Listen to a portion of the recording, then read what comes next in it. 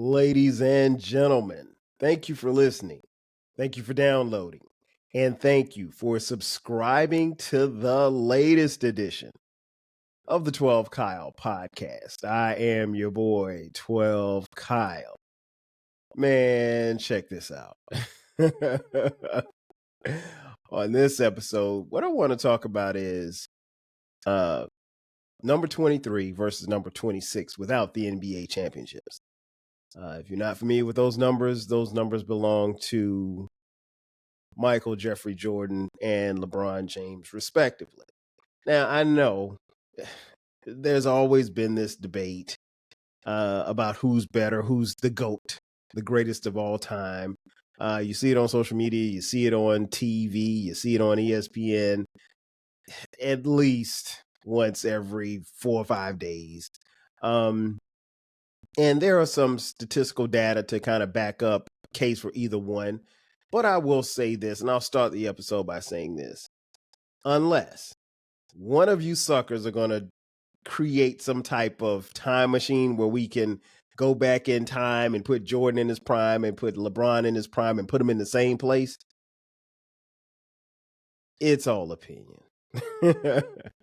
The people who think LeBron James is the greatest basketball player to ever lace him up, you're really not going to change their mind, right? And the people who think Michael Jordan is the greatest basketball player to ever lace him up, you're really not going to change their mind. And on this podcast, I'm not even trying to change your mind. I'm just going to give you the stats, the statistical data between the two, and you make the call yourself. And even then, after I give you the statistical data, you still may not change your mind. And it really doesn't matter one way or the other. I'm not here to convince you of anything. But remember, unless you're willing to create a time machine and put them in the same place at the same time, it's all opinion, right? Because we'll never see the two of them play against each other. And I think one of the things that's always interesting is that when you talk about Jordan and LeBron James, people will advocate for either one, and then they'll knock down the other. Because if you say, if let's just say we have James right here, James is sitting right here next to me, and James says LeBron James is the greatest basketball player of all time, and he says that to me. Okay, that's his opinion. And if I say, hey, James, Michael Jordan is the greatest basketball player of all time, okay, that's my opinion. But nowadays, and particularly with this generation now, what I see is that if James makes that statement, then I automatically come back and start arguing with him. No, he's not. Jordan did blah, blah, blah, blah, blah, blah, blah, blah, blah.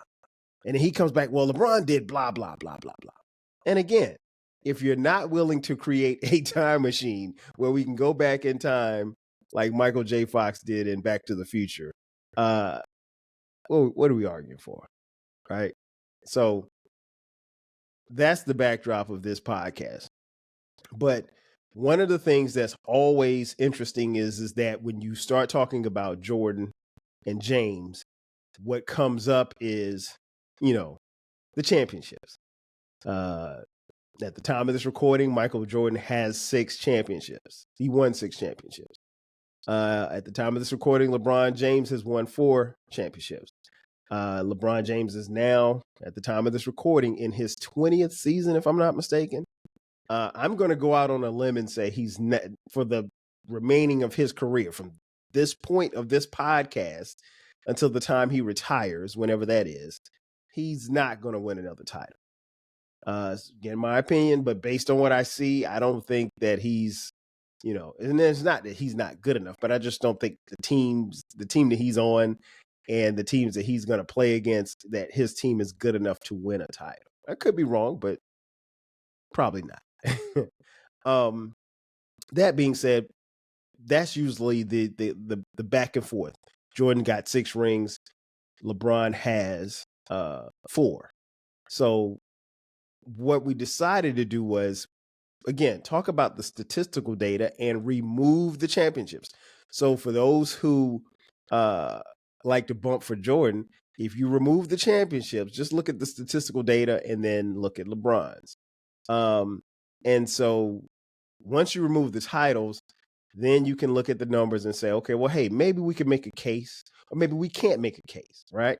So removing the championships, if we look at Jordan has 5 MVP awards, 14 All-Star games, 11, he was an 11-time All-NBA team selection. He was a 9-time defensive team election. He was once voted the Defensive Player of the Year. He was also the Rookie of the Year. He won the NBA scoring title 10 times. 3 times he led the league in steals. I mentioned he went to the All-Star game 14 times. 3 times he was the All-Star MVP. And of course, he won the slam dunk competition twice. Now, LeBron James, without his 4 championships, he won 4 MVP awards.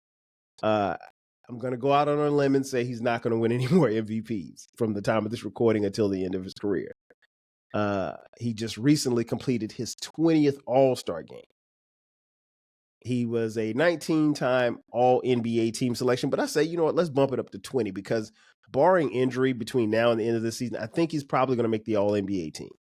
He may be third or fourth, he may be second or third team, but I think he'll make All-NBA. So let's give him 20. He was a 6-time All-Defensive Team player. I don't think he's going to make All-Defensive Team this year based on what I've seen thus far. He once was the scoring champion. He's not going to lead the league in scoring this year. Feel pretty safe saying that. He was once the Rookie of the Year. Once he led the league in assists. And he was a 3-time All-Star Game MVP. I don't really see him winning it, so I think it's pretty safe to say that he'll finish with 3 All-Star Game MVPs. But he'll probably make more All-Star games if he continues to play. So there you have it. That's just the baseline as far as the raw data. Now, when you talk about Jordan, again, I mentioned the MVPs.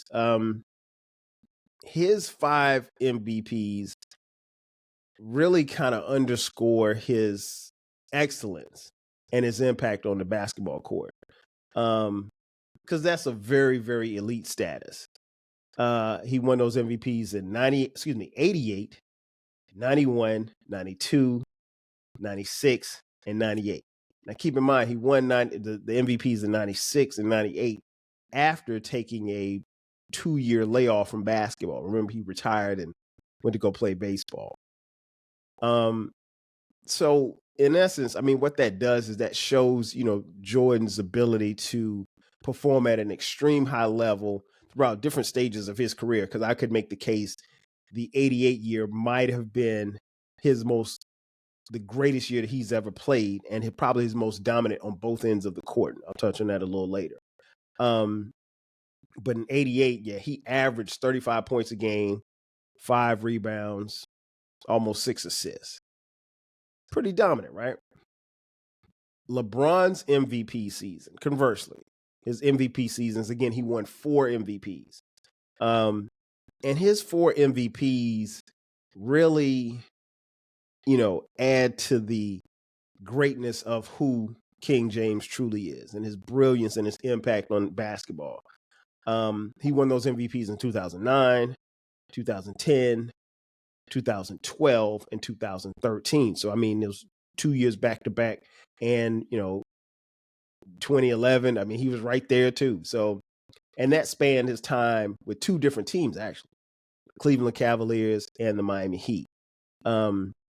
And those MVPs, I think, underscore his ability to elevate his game and his team game. And, it shows his remarkable versatility. I mean, to say LeBron James is one of a kind is truly an understatement. As far as All-Star games, we mentioned All-Star games. Jordan went to 14. I mean, Jordan's performance in those All-Star games and coming, into those highly contested All-Star games from his debut in 1985 to his final All-Star appearance in 2023, he was on the stage every year. And it lended to his ever-growing popularity, and it helped recognize him as one of the greats of all time. And I mentioned earlier, he had 3 MVPs in the All-Star game, and he wasn't afraid to show his ability to perform at the highest level at the biggest game, as far as the mid-season performance. Conversely, LeBron, in terms of All-Star appearances, 20. He set the new standard for longevity and excellence, because here's the thing that I will say about LeBron and his career in All-Star games in particular. Normally, when you see a guy play this long, they're not that good on the back end of their career. Because Father Time is undefeated, right? And Father Time will never take an L. And thus far, Father Time has not taken an L as far as is concerned. But, you can see, if you watch LeBron long enough, he can't. I mean, LeBron this calendar year is going to turn 40, right? So he can't jump from the free throw line. He can't, block shots the way he used to. He does it in spurts, but he's still an athletic specimen. He's still, at 39 years old, at the time of this recording, he's still a marvel to look at because of his excellence on the court. And again, he made All-Star games, and 20 of them from his debut in 2005 to his most recent in 2024. He's been a fixture. His personality, his energy, and his love, and the players who came behind him, who idolize him, now get to share got a chance to share the stage with him at the All-Star weekend each year. And, like I said, he earned All-Star MVP 3 times. And, LeBron is always willing to share the stage with, fellow stars. And, he has made the most of his All-Star appearances. Now, conversely, if we want to talk about at his peak, athletic performance. At his peak athletic performance probably was the 87-88 NBA season for Michael Jordan. Not only was he dominant on the offensive end, but he also showed his defensive prowess by earning the coveted Defensive Player of the Year award. And it's rare for someone that great on offense, averaging 30-plus points a game, to be that dominant on defense as well. He did it on both ends of the court. His impact was tremendous that particular year. And he averaged 3.2 steals a game and 1.6 blocks a game. And that just really showed his ability to disrupt, the opponents on the defensive end and anchor the Bulls defense, Chicago Bulls defense. I would say that would be peak Michael Jordan. His dominant reign was in that particular time. Conversely, LeBron's peak, LeBron was definitely the best in his generation at his game. Now, while LeBron wasn't as dominant on the defensive end, what LeBron does and what he brings to the game is he actually elevates those that are around him, that play with him. And you could see it in those championship runs that he had. Not only was he great on the offensive end, but he was very good on the defensive end. And LeBron's ability to play make and, make opportunities for his teammates was unparalleled. Now, while LeBron would get criticized for it, a lot of times, particularly at the end of the game, he would make the quote unquote best basketball play. So that might mean kicking the ball out to a open teammate for the final shot. Wherein a scorer like Jordan, unless you had him triple teamed, he probably wasn't going to pass you the ball. But if he felt that you would be open, or if he knew that you'd be open, he depended on you to make that shot. Go ask Steve Kerr, go ask John Paxson, go ask Scottie Pippen. And so, peak LeBron was an incredible basketball player. Now, when you talk about scoring the ball, Jordan's offensive dominance was far beyond impressive in the 10 scoring titles that he had. And I think really to understand the impact of those 10 scoring titles, not just look at the numbers, but look at those numbers of the players that played against him and that were, in the categories as far as scoring. I mean, his scoring titles span from 86-87 season to the 97-98 season, where he averaged 37.1 in the 86-87 season. And I mean, to average 37 points a game is crazy. I mean, like, that hasn't been done. There's never been there has not been any numbers put up like that in the modern day era ever. And Jordan, he did it all. And I think sometimes when we get into some of these basketball debates, as I mentioned earlier, there's a tendency from those who oppose to say, well, oh, he did it against lesser talent. He did it against, it's just like the old adage. If you look at the dominance of the likes of Wilt Chamberlain and Bill Russell, I always hear, from sports fans, oh, they did it against guys who were painters and plumbers. No, these are the best basketball athletes of their time. Now, Jordan did it in an era against great and where the rules were different. LeBron has done it against greats where the rules are different. And I don't think that it's fair to either of them if you try to lessen their competition. The game of basketball in 1988 is different from the game of basketball in 2018. And so for Michael Jordan to dominate in 88 and LeBron to dominate in 2018, they're dominating two different eras of basketball. So it's really hard to compare. It's almost like comparing a Benz to a Beamer. Both are great cars, but each have their own unique niche. And I don't necessarily know that you can compare the two unless you are willing to create a time machine and bring them back in time so that they can play against each other. LeBron, like I said, Jordan had those 10 scoring titles. LeBron only led the league in scoring once. That was his 5th season as a Cleveland Cavalier. He averaged 30 points that year, 48.4% from the field, where he shot 31.5% from 3 and 71.2% from the free throw line. He also led the league in assists, which is something that Jordan never did. He did that in the 2019-2020 campaign with the LA Lakers, where he posted 10.2 assists per game while he was playing alongside Anthony Davis. I mentioned that LeBron won Rookie of the Year. He did that in the 2003-2004 campaign, where he averaged 20.95 points per game, 5 rebounds, as well as nearly 6 assists. So as you can see, both guys are, dominant in their eras. Now, overall, if you're going to compare the two, again, Jordan has his faction, LeBron has his faction. But I just gave you the statistical data to back up either one. Now, one side looks one way, the other side looks the other way.